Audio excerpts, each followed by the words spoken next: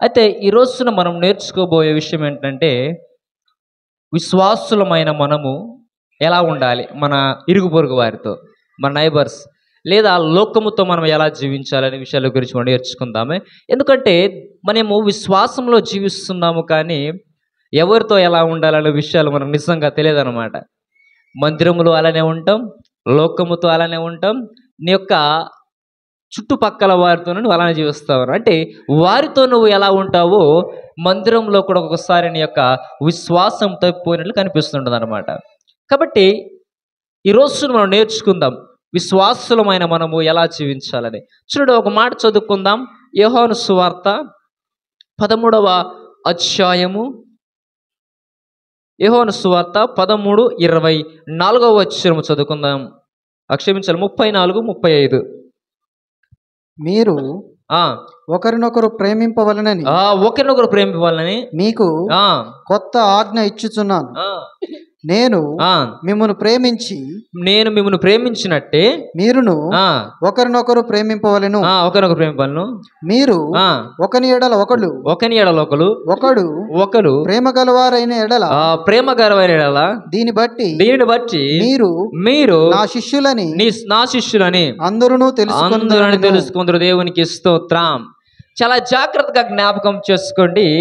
ఈ రోజున చూడండి, క్రీస్తు మాట్లాడుతున్న మాట ఏం మాట్లాడుతున్నాడు అంటే, యోహాను సువార్తలో మాట్లాడుతున్నాడు, మీరు ఒకరిని ఒకరు ప్రేమించాలని మాట్లాడుతున్నాడు. చూడండి, ప్రేమ కలిగి ఉండమని మాట్లాడుతున్నాడు. అయితే ఎలా ప్రేమించమంటున్నాడు అంటే, నేను ఎలాగైతే ప్రేమించాను.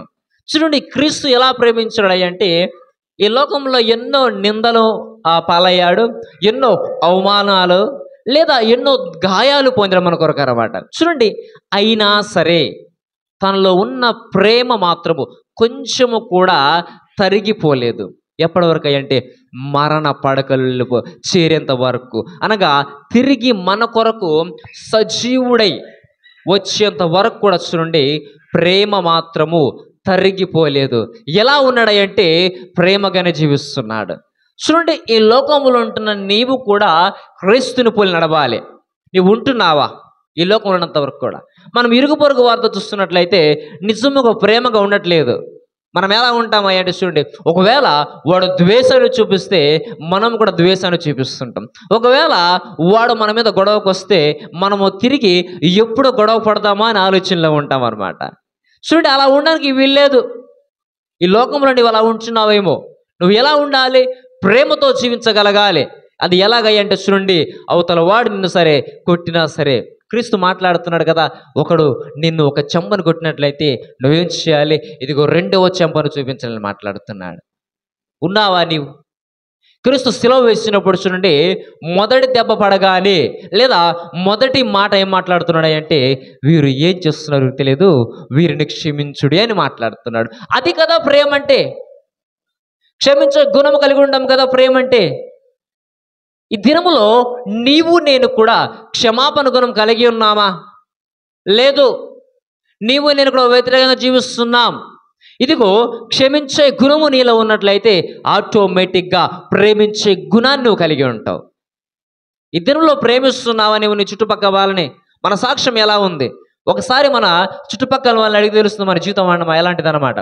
ఎలా ఉంటాయంటే, వీడేం విశ్వాసి, మందిరానికి వెళ్ళి ఏం నేర్చుకుంటున్నాడు, వీళ్ళ సేవకుడు ఏం నేర్పుతున్నాడు, లేదా క్రీస్తు వీరికి ఇదే నేర్పాడా అని మాట్లాడతాడు. దానికి కారణం ఏంటో తెలుసా?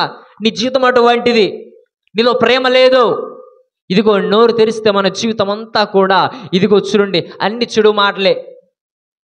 అందుకే మన జీవితాలు ఎక్కడ బయటపడతాయంటే 10 మంది ఉన్న చోటే. ఎందుకు? అక్కడే కదా మనం మాట్లాడేది. ఇదిగో దేవుడు మాట్లాడుతున్నాడు.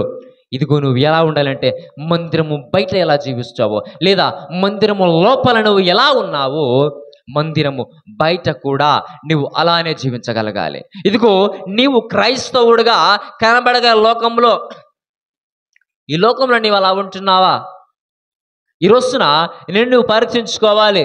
క్రీస్తు మాట్లాడుతున్నాడు కదా, నేను మిమ్మల్ని ఎలాగైతే ప్రేమించాను మీరు కూడా అలానే ప్రేమించమంటున్నాడు. అటువంటి ప్రేమను కనపరచమంటున్నాడు. నీ ఇరుగు పొరుగు వారితో నీ ఉండవలసిన మొట్టమొదటి లక్షణం ఇదే. ప్రేమ కలిగి జీవించగలగాలి. ఇదిగో నేను చూసినప్పుడు అలా చూడు, వాడు నీతో ఇంకాను సాహసం చేయగలగాలి. అది ప్రేమ. ఇదిగో నిన్ను చూసినప్పుడు ఇదిగో తనకు కూడా మందిరానికి రావాలనే ఆశ కలగాలి. అది ప్రేమ. ఇదిగో నేను చూసినప్పుడు ఆ సువార్తను విని మరికొందకు సువార్త పంచే ఆ గుణాన్ని కలిగి ఉండగలగాలి. అది క్రీస్తు ప్రేమ. అంతేకాని ఇదిగో నిన్ను చూస్తే అసహ్యం కలిగే విధంగా ఉండకూడదు. ఇదిగో నిన్ను చూసినప్పుడు ఇదిగో వీడేమి విశ్వాసి అనే గుణాన్ని నువ్వు కలిగి ఉండకూడదు. ఈ లోకంలో క్రీస్తు మాట్లాడుతున్న విధముగా ప్రేమ కలిగి జీవించగలగాలి. చూడండి, టూకీగా ఒక మాట చూపిస్తాను. 1 కొరింథీ 13వ అధ్యాయం చూడండి, చక్కనైన మాట కనిపిస్తా ఉంది. చూడండి, 1 కొరింథీ 13వ అధ్యాయము 4-5 చదువుకుందాం.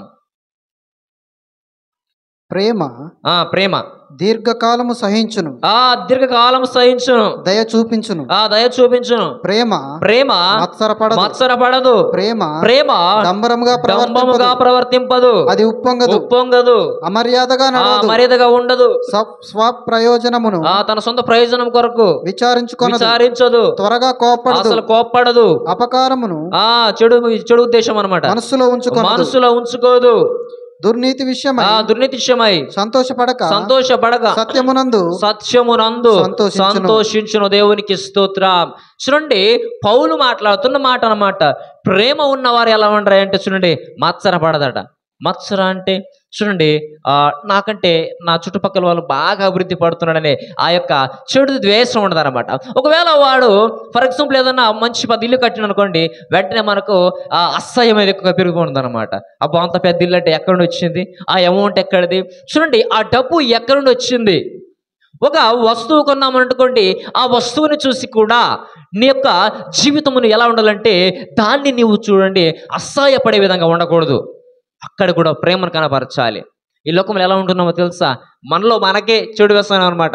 మన క్రైస్తవులోనే ఒకవేళ మన విశ్వాసి బాగుపడితే మనలో ఇంకా చూడండి క్రోధం పెరిగిపోతుంటుంది అనమాట. వీడు ఎలా బాగుపడుతున్నాడు, ఎలా నేను మందిరానికి రోజు వెళ్తాను, రోజు ప్రార్థన చేస్తాను, ఇదిగో వాక్యము రోజు చదువుతాను, కానీ నా జీవితం ఇంకాను అక్కడే అని చెప్పేసి బాధపడుతూ ఉంటాం అనమాట. ప్రతి ఒక్కసారి కూడా పక్క నుండి వేలు పెట్టుకొని చూపిస్తూ ఉంటాం. ఇదిగో అలా ఉండడానికి వీల్లేదు. కీర్తనకారుడు ఏం మాట్లాడుతున్నాడు తెలుసా, నాయందు భయభక్తులు గలవారికి నేను దాచి ఉంచబడిన మేలు ఎంతో గొప్పదని మాట్లాడతాడు. చూసారా, ఎంతో గొప్ప మేలు దాచబడిందాడ. బహుశా నీకు భయభక్తి లేదేమో దేవుని యందు. ఇదిగో చాలాసార్లు కూడా మాట్లాడుకుంటూ వస్తూ ఉన్నాం. ఇదిగో ఈ లోకములో ఉన్న దాని కొరకు నువ్వు పరిగెత్తడానికి వీల్లేదు. ఈ లోకములో ఉన్న వాటి కొరకు నువ్వు చూసి అసూయపడిన అవసరం లేదు. అదే మాట్లాడుతున్నాడు కదా. ఇదిగో ప్రేమ మత్సరపడదు, ప్రేమ డంబము కలిగి ఉండదు, ఇదిగో ప్రేమ దూషించదని మాట్లాడుతున్నాడు. దూషణలు కలిగి ఉన్నామేమో, ఇదిగో ప్రేమ సంతోషాన్ని కలగజేస్తూ ఉంది అన్ని విషయంలో కూడా. ఇదిగో ఈ దినములో ప్రేమ నీలో లేదు కాబట్టి, ఎటువంటి ప్రేమ, క్రీస్తులో ఉన్న ప్రేమ నీలో లేదు కాబట్టి నువ్వు ఇంకానూ కూడా వ్యసన పడుతూనే ఉన్నావు అన్నమాట. వ్యసన పడుతూనే ఉన్నావు. మన జీవితంలో ఒకవేళ వ్యవసాయంలో చూస్తున్నట్లయితే ఒకవేళ పక్కనకి అధికంగా పండిందనుకో, ఏం చేస్తావు, అరే నేను కూడా అదే షాపులో తెచ్చుకున్నానే, అరే నేను కూడా అదే మందులు వాడానే, అయ్యా నేను కూడా అతనికన్నా ఎక్కువ మందులు వాడానే, అయినా సరే దిగుబడి రాలేదని చెప్పేసి. చూడండి, వ్యసనం కనిపిస్తుంది కదా ఆ స్థలంలో. చూడండి, ఆ స్థలంలో చూడండి నీ క్రోధం కనిపిస్తూ ఉంది. అలా ఉండడానికి వీల్లేదు. నువ్వు ఎలా ఉండగలగాలి, ఇదిగో నీవు ఇంకా నువ్వు పురిగొల్పబడాలన్నమాట. ఏ రోజైనా అరే ఆ పక్కనోడు బాగా వాక్యం చదువుతున్నాడు, నేను చదవాలని చెప్పేసి ఎప్పుడైనా పోల్చుకున్నావా? లేదు. వాక్యం విషయంలో పోల్చుకోవు, ప్రార్థన విషయంలో పోల్చుకున్నావా? ఇదిగో నీ పక్కనోడు ప్రార్థిస్తున్నా సరే నువ్వు మౌనంగానే ఉంటావు. ఏ రోజైనా పోల్చుకున్నావా? పక్కనోడు నాకంటే బాగా ప్రార్థన చేస్తున్నాడు, నేను నేర్చుకోవాలని చెప్పేసి. ఏ రోజు కూడా ప్రార్థన విషయంలో నువ్వు పోల్చుకోవు. దానికి కారణం తెలుసా, అది పెద్ద ప్రాముఖ్యం కాదేమో. వాక్యం విషయంలో పోల్చుకోవు, విశ్వాస విషయంలో నువ్వు పోల్చుకోవు, స్వార్థ చెప్పుడ విషయంలో కూడా నువ్వు పోల్చుకోవు. కానీ లోకములో ఉన్న వాటి కొరకు నీవు చూడు ఏం చేస్తున్నావో తెలుసా, పోల్చుకుంటున్నావు. ఈ దినములో నేను కూడా అలా ఉండడానికి వీల్లేదు. ప్రేమగా జీవించగలగాలి. ప్రేమ అంటే ఏంటో తెలుసా? ఇదిగో నీవు అనుదినం కూడా మందిరానికి రావడమే ప్రేమ. ఇదిగో అనుదినం కూడా ప్రార్థించడమే ప్రేమ. ఇదిగో అనుదినం కూడా వాక్యము ధ్యానించడమే ప్రేమ. ఇదిగో దేవుని యందు భయభక్తి కలిగి జీవించడమే ప్రేమ. ఈ దినములో నీవు నేను కూడా అటువంటి ప్రేమను కలిగి ఉన్నామా? నీవు లోకములో ఎంత వ్యసన పడుతున్నావు లోకాన్ని చూసి. ఇదిగో మందిరానికి వచ్చి ప్రార్థనను చూసుకుని నువ్వు అంతే వ్యసన పడాలి. ఎందుకు? ఇంకా నువ్వు దిగజారిపోతున్నావు, ప్రార్థన లేదు, ప్రార్థన జీవితం లేదని చెప్పేసి నీకు నువ్వు వ్యసన పడాలి. అది కదా ప్రేమ అంటే. ఇదిగో క్రీస్తు చాలా చక్కగా ప్రార్థన నేర్పుకుంటూ వస్తూ ఉన్నాడు. ఈ దినములో నేను కూడా ప్రేమ అనే గుణాన్ని మనం కలిగి ఉండాలి ఇరుగు పొరుగు వారితో కూడా. ఒకవేళ ఈరోజు నీవు ప్రేమ అనే గుణము నీలో లేదేమో, నీవు నిజమైన క్రైస్తవుడు కానే కాదు, నిజమైన విశ్వాసివి కానే కాదు. కాబట్టి ఈ దినములో మొట్టమొదటిగా నువ్వు ఎలా ఉండాలి అంటే, ఇదిగో ప్రేమ కలిగి ఉండాలి. ఎటువంటి ప్రేమ అంటే క్రీస్తు నీ మీద చూపించాడే అటువంటి గొప్ప ప్రేమను నేను కూడా కలిగి ఉండాలి. చూడండి, రెండవదిగా చూపిస్తాను. ఫిలిప్పీకి రాసిన పత్రిక, ఫిలిప్పీ సంఘానికి రాస్తూ ఉన్నాడు. రెండవ అధ్యాయము 19వ వచనం చదువుకుందాం. నేనును మీ క్షేమము తెలుసుకొని ధైర్యము తెచ్చుకొనును నిమిత్తము తిమోతిని శీఘ్రముగా మీ యొద్దకు పంపుటకు ప్రభు అయిన యేసునందు నిరీక్షించున్నాను. మీ క్షేమ విషయమై నిజముగా చింతించువాడు అతని వంటి వాడెవడును నా యొద్ద లేడు. అందరును తమ సొంత కార్యములనే చూచుకొనుచున్నారు గాని యేసుక్రీస్తు కార్యములను చూడరు. దేవునికి స్తోత్రం. చూడండి, ఫిలిప్పీ సంఘానికి అపోస్తలుడైన పౌలు మాట్లాడుతున్నాడు. ఎవరిని పొగుడుతున్నాడు తెలుసా? అందులో ఒక లైన్లో కనిపిస్తున్నాడు ఆ వ్యక్తి అనమాట. ఎవరు? తిమోతిని పొగుడుతున్నాడు. చూడండి, ఆ యొక్క తిమోతి గురించి మాట్లాడుతున్నాడు ఆ యొక్క అపోస్తలుడైన పౌలు అన్నమాట. నాకు సహకారిగా ఉండని మాట్లాడుతున్నాడు. చూడండి, ఈ యొక్క పౌలేమో చెరసాలలో బంధించబడ్డానమాట, జైల్లో ఉన్నాడు, నిజంగా చచ్చిపోతాడు తెలియదు. కానీ ఆ యొక్క పౌలు ఏం చేస్తున్నాడు అంటే ప్రతి పత్రికను రాసి తిమోతి ద్వారా పంపుతున్నాడు అనమాట. చూడండి, దొరికితే తిమోతి పని అంతే అనమాట. అక్కడితో అతని యొక్క శిరస్సు తెగిపోవాలి, అక్కడ ఆ తల ముడి వేరవ్వాలి, అంత కష్టమైన పని అనమాట. చూడండి, అటువంటి స్థితిలో కూడా తిమోతి ఎలా ఉన్నాడంటే సహకారిగా ఉన్నాడు. చూడండి, ఈ రోజున నేను కూడా సహకారులుగా ఉండాలని మాట్లాడుతున్నాడు. ఇతరుల పట్ల సహకరిస్తున్నావా?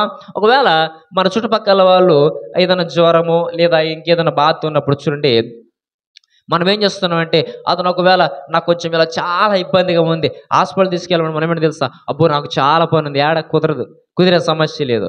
చూడండి, ప్రాణానికంటే నీ సొంత పనులకే నువ్వు ఎక్కువగా నీ సమయాన్ని కేటాయిస్తున్నావు. అంటే నువ్వు ఎక్కడ క్రీస్తు శిష్యునిగా నువ్వు ఎక్కడ ఉన్నావు? సహకారిగా ఉండగలగాలి కదా. తిమోతి ఉన్నాడు కదా సహకారిగా, తన ప్రాణం లెక్క చేయలేదు. ఈ దినములో నీవు చిన్న చిన్న సహకారాలు నువ్వు చేయాల్సింది, అది కూడా చేసే స్థితిలో నీవు లేవు. నువ్వు ఎలా ఉన్నావో తెలుసా? ఆ యొక్క సహకారుల జాబితాలో నువ్వు లేవన్నమాట. మనం చూస్తున్నట్లయితే నిర్గమకాండంలో మనం జ్ఞాపకం చేస్తున్నట్లయితే మోషేకి సహకారుగా ఉన్నారండి, ఊరు హారూన్ అన్నమాట. వారిద్దరు కూడా సహకారులుగా ఉన్నాడు. ఇదిగో మోషే తన చెయ్యి పైకి ఎత్తి ఇదిగో ప్రార్థిస్తున్నాడు, కింద ఏమో చూడండి ఆ యొక్క యోషువ యుద్ధము చేస్తున్నాడు, ఆ యుద్ధంలో నెగ్గుతున్నాడు. కానీ ఆ చెయ్యి దింపగానే ఆ యొక్క సైన్యము చూడండి అంటే కింద పడిపోతుంది అన్నమాట, యుద్ధం ఓడిపోతుంది. ఇదంతా గమనించిన ఊరు హారూన్ వెళ్ళాడు, ఆ కొండ మీదకి వెళ్ళేసి చూడండి ఒక బండ మీద మోషేని కూర్చోబెట్టి చక్కగా రెండు పక్కల చూడండి ఆ చేతులు పట్టుకున్నాడు అనమాట. ఎప్పుడు? యుద్ధం అయ్యేంత వరకు కూడా, యుద్ధము అయ్యేంత వరకు కూడా చూడండి వారి ఇరువురు కూడా సహకారులుగా ఉన్నారు ఆ సమయంలో. అందుకే ఇదిగో ఇశ్రాయేలు జనాంగము చూడండి యుద్ధములో గెలిచినట్టు కనిపిస్తూ ఉంది. దినములో నేను కూడా సహకారులుగా ఉంటున్నామా? మందిరంలో కూడా మనం సహకారిగా లేము, బయట ఏముంటాం? ఇదిగో నీ సేవకునికి నీవు సహకారిగా లేవు, మరి మందిరంలో నువ్వు ఎలా ఉంటావు? ఇదిగో మందిరములో నీ సంఘము ఏదైనా అవసరం వచ్చినా సరే నువ్వు చేయలేకపోతా ఉంచి ఉన్నావు, మరి బయట వారితో నీవు ఎలా సహకారిగా ఉంటావు? ఈరోజున నేను నువ్వు పరీక్షించుకోవాలి. మోషేకున్నారంటే సహకారిగా.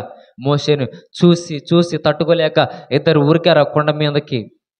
చూడండి, ఈ దినంలో ఎంతమంది హౌరోన్లు ఉన్నారు మన యొక్క సంఘములో. ఈ రోజున ఎంతమంది యెహోషువలు కనిపిస్తున్నారు సంఘములో, ఎంతమంది మోషే వంటి వారు కనిపిస్తున్నారు సంఘములో. ఇదిగో నీవే సంఘములో ఇలా ఉంటే మరి బయట ఎలా జీవిస్తావు? చూడండి, యెహోషువ చూడండి ప్రార్థిస్తున్నాడు. ఏమని ప్రార్థిస్తున్నాడో తెలుసా? సూర్యుడా చంద్రుడా నువ్వు అక్కడ ఆగిపో, ఎందుకు? యుద్ధము ఇంకాను మిగిలే ఉంది. ఒకవేళ ఆ సూర్యుడు చంద్రుడు ఒకవేళ ఆగిపోతే రేపటి దినములో చూడండి ఆ యొక్క సైన్యం ఇంకా అధికమవుతుంది, మేము తట్టుకోలేము. కాబట్టి ఇదిగో యుద్ధము అయిపోయేంత వరకు కూడా ఆ సూర్యచంద్రులు అక్కడ అని చెప్పేసి ఆజ్ఞాపించాడు దేవునికి అనమాట. అందుకే యుద్ధం అయిన వరకు కూడా అవి ఏమిటూ కదలలేదు, అక్కడే ఆగిపోయాయి అనమాట.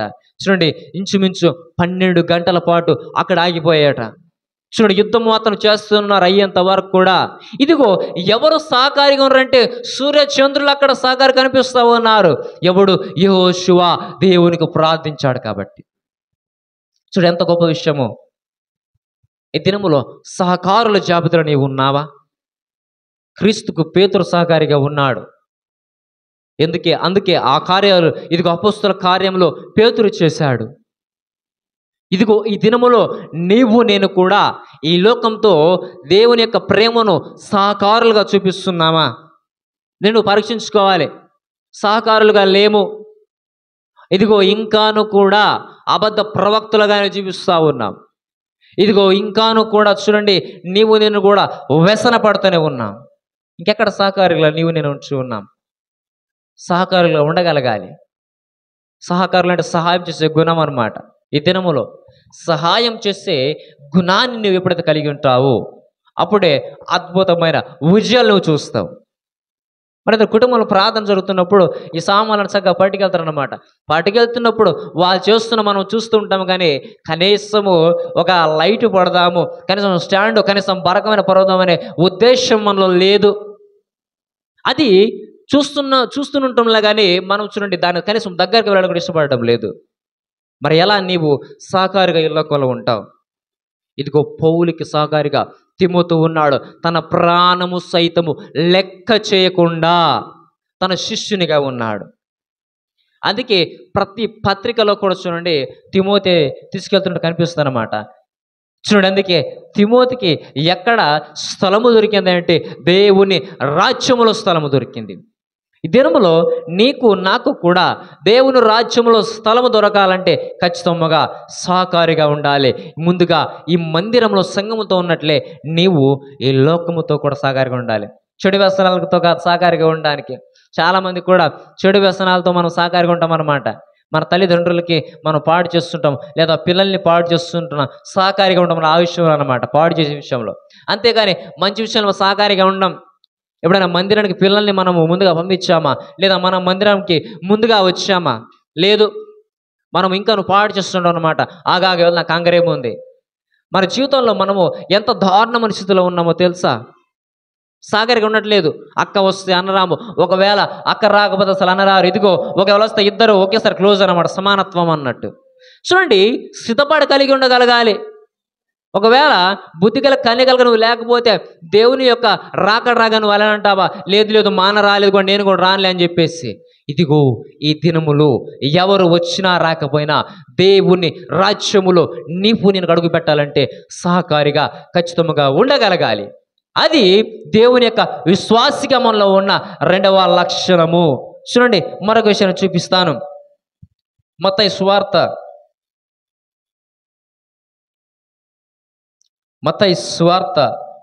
16వ అధ్యాయము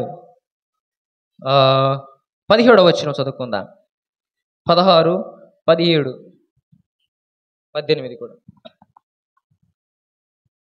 అందుకు సీమోను పేతురు నీవు సజీవుడగు దేవుని కుమారుడైన క్రీస్తు అని చెప్పాను. అందుకు యేసు సీమోను బర్యోనా నీవు ధన్యుడవు, పరలోకమందున్న నా తండ్రి ఈ సంగతి నీకు బయలుపరచనే కాని నరులు నీకు బయలుపరచలేదు. దేవునికి స్తోత్రం.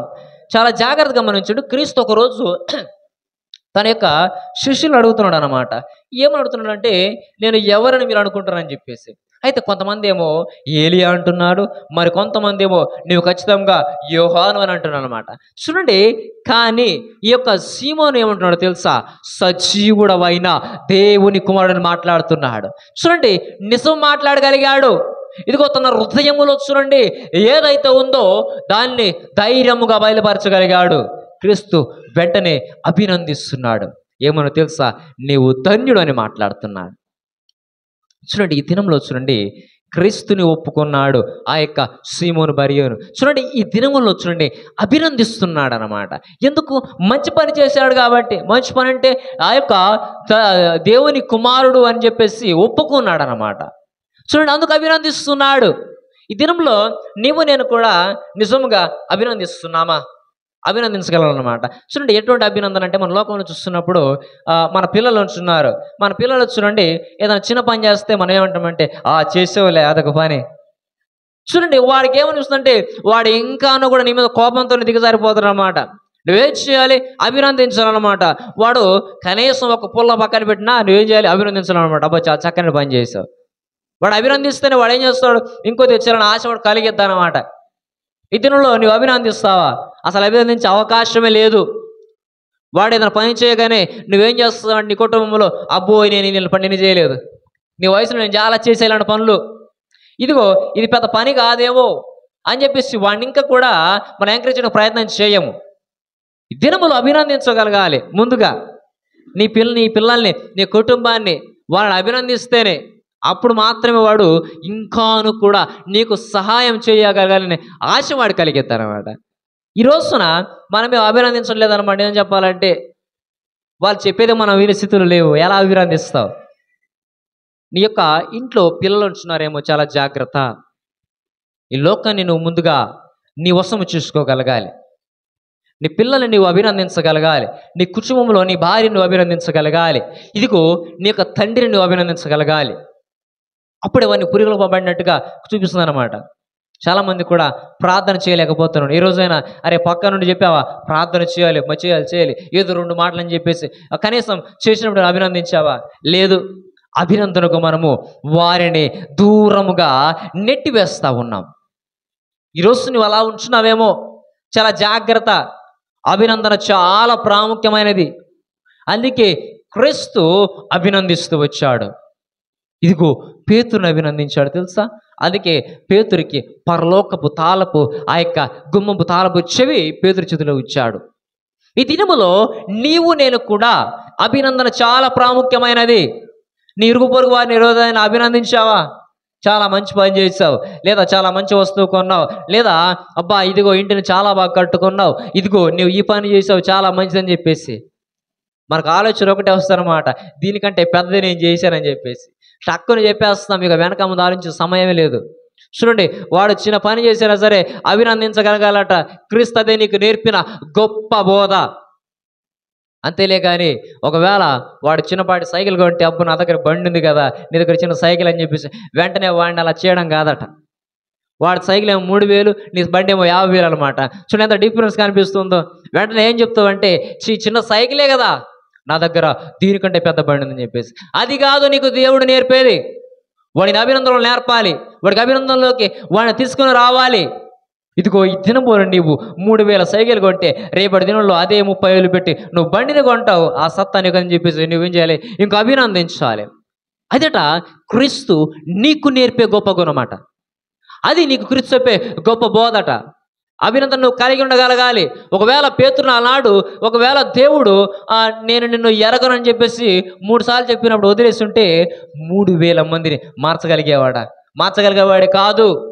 ఒకవేళ సీమోన్ అత్త ఇంట్లో జ్వరంతో బాధపడుతున్నప్పుడు క్రీస్తుని పిలిచినప్పుడు క్రీస్తు ఒకవేళ నువ్వు ప్రార్థన చేయొచ్చు కదా, నువ్వే మార్చొచ్చు కదా, లేదా నువ్వే లేవనెత్తొచ్చు కానీ అని చెప్పేసి క్రీస్తు ఒకవేళ ఆ రోజున ఒకవేళ పేతురుని ఒకవేళ అన్నుంటే ఇదిగో తబితను లేపేటోడు కాదు, ఇదిగో దోర్కను లేపేటోడు కాదు. చనిపోయిన దోర్క చూడండి, ఆ యొక్క దోర్కను తబిత చూడండి మరణించిన తర్వాత లేపాడు ప్రార్థించి.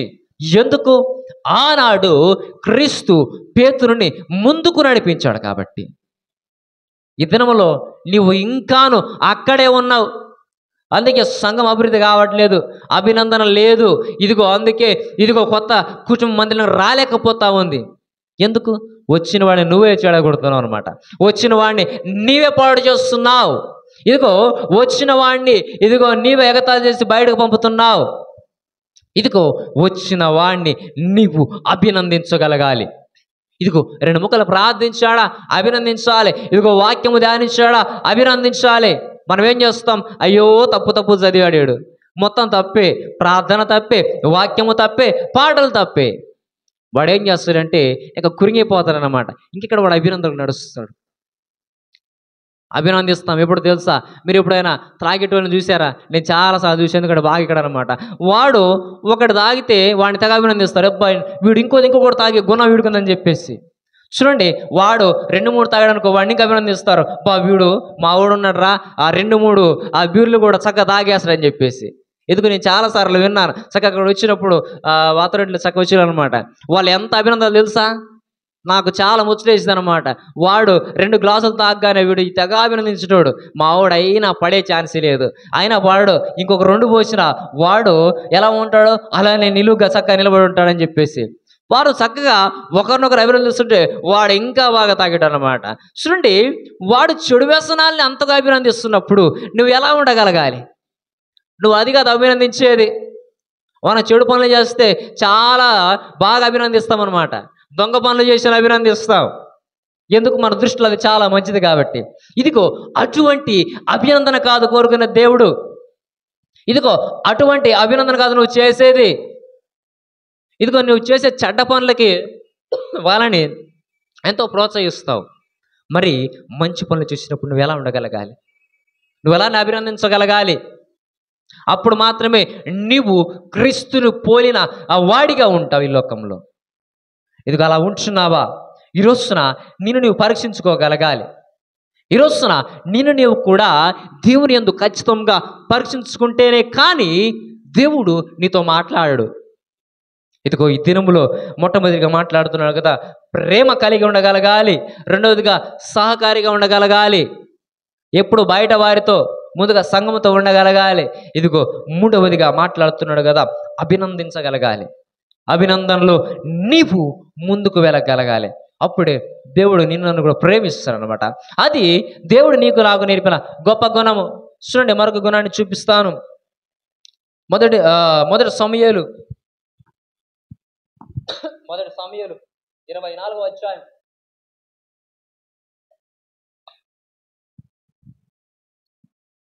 24:6. ఇతడు యెహోవా చేత అభిషేకము నొందినవాడు గనుక యెహోవా చేత అభిషిక్తుడైన నా ప్రభువునకు నేను ఈ కార్యము చేయను. యెహోవాను బట్టి అతన్ని నేను చంపనని తన జనులతో చెప్పాను. దేవునికి స్తోత్రం.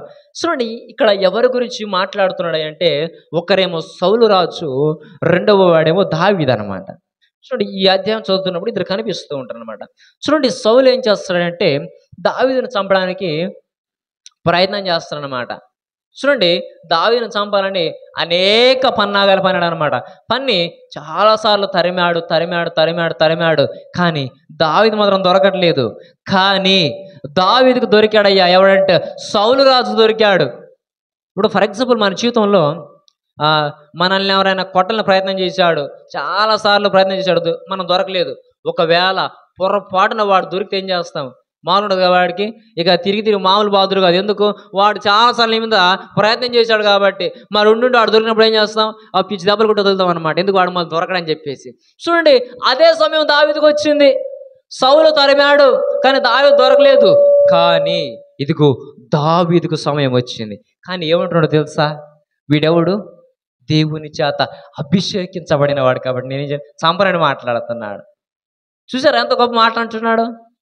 సౌలు ఇదిగో 2 సార్లు అభిషేకించబడ్డాడు, ఒకసారి కాదు, 2 సార్లు అభిషేకించబడిన వ్యక్తి సౌలు. అటువంటి సౌలు చూడండి, దావీదు చేతులు దొరికినప్పుడు దావీదు మాట్లాడుతున్నాడు కదా, నేను చంపను. ఇతను ఎవడంటే దేవుని చేత అభిషేకించబడ్డాడు. చూడండి, దావీదు దేవునికి లోబడ్డాడు, దావీదు మాటకు లోబడ్డాడు, దావీదు దేవుడు చేసిన దానికి లోబడ్డాడు. ఏమంటున్నాడంటే అభిషేకించబడిన వాడికి నేను వాడి జోలికి వెళ్ళడానికి వీల్లేదు అని మాట్లాడుతున్నాడు. చూడండి ఎంత గొప్ప విషయము. ఈరోజు ఈయన అభిషేకించబడిన సేవకు నేను లోబడ్డావా? అభిషేకించిన వానికి నీవు లోబడ్డావా? ఈ దినంలో ఒక్క మాటకి మనం లోబడలేమన్నమాట.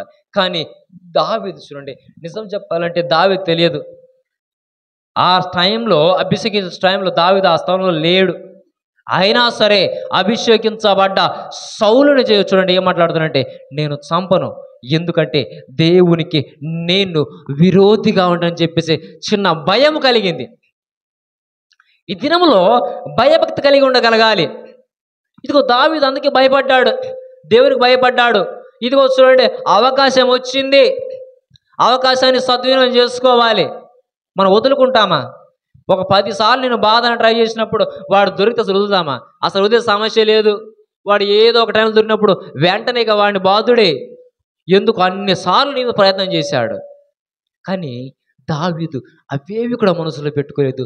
పెట్టుకుందల్లా మనసులో ఒకటి, ఇతను ఎవడంటే దేవుని చేత అభిషేకించబడిన వాడని చెప్పేసి ఒకటే మనసులో పెట్టుకున్నాడు. ఎవడికి లోబడ్డాడు? దేవునికి లోబడ్డాడు. ఎవడి మాట లోబడ్డాడు?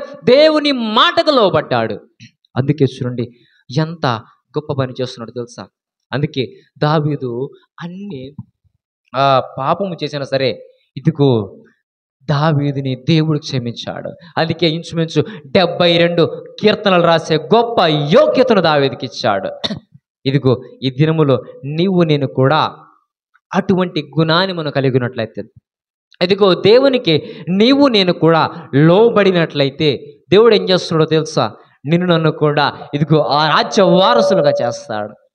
ఇదిగో ఈ దినంలో నీవు నేను కూడా అలానే ఇరుగు వారితో క్షమాపణ గుణము, ప్రేమించగలగాలి, ఇదిగో అభినందించగలగాలి, ఇదిగో వారికి లోబడగలగాలి. ఈ లోకములో ఒకవేళ ఇంతకాలం నువ్వు లేవేమో, లేదా నీకు నువ్వు వ్యసన పడుతున్నావేమో, నేనే గొప్పవాడిని, నేనే బాగా ప్రార్థన చేస్తాను, నేనే బాగా వాక్యం చదువుతాను అని నీకు నీవే వ్యసన పడుతున్నావేమో, ఇది నువ్వు మార్చగలగాలి. ఇదిగో చుట్టుపక్కల వారితో అరే నేనే బాగా వ్యవసాయం చేస్తున్నాను, వాడుకున్నదలా అరెకరం అని చెప్పేసి నీవు గొప్పల పాలవుతున్నావేమో, జాగ్రత్త. ఇదిగో మార్చుకొని గుణాన్ని మార్చుకోగలగాలి. ఇదిగో నీకు నువ్వు లోబడగలగాలి. ఇదిగో నీవేం చేయాలంటే ప్రేమించగలగాలి, నీ ప్రేమను కనపరచాలి. అదే క్రీస్తు ప్రేమ. అలాగే వాడు చేసిన కొద్ది పని అయినా సరే అభినందించగలగాలి. ముందుగా నీ ఇంట్లో వారిని అభినందించు, ముందుగా నీ కుమారుని అభినందించు, నీ కూతురుని అభినందించు, నీ భార్యను నువ్వు అభినందించు, ఇదిగో నీ భర్తను నీవు అభినందించు. అప్పుడు నువ్వు బయట చెప్పగలుగుతావు. అంతేకాని నీ పిల్లల్ని అభినందించవు, ఇదిగో నీ యొక్క భార్యను అభినందించవు, నీ భార్యను చిన్న చూపు చూస్తావు, నీ భర్తను చిన్న చూపు చూస్తావు. మరి ఎలా దేవుని ప్రేమను చూపించగలుగుతావు? చాలా జాగ్రత్త. మీరు ఇరువురు కలిసి ఏకదాటిగా ఉంటూ దేవుని యందు ఇవన్నీ కూడా కలిగి ఉన్నట్లయితే దేవుడు అద్భుతమైన విజయాన్ని నీకు నాకు దయచేస్తాడు. కాబట్టి మనమందరము కూడా ఇదిగో ఈ లక్షణాలను కలిగి దేవుని రాజ్య వారసులుగా మనమందరము కలిసి కోరుకుంటూ చిన్నవాడు దేవుడు దీవించును గాక.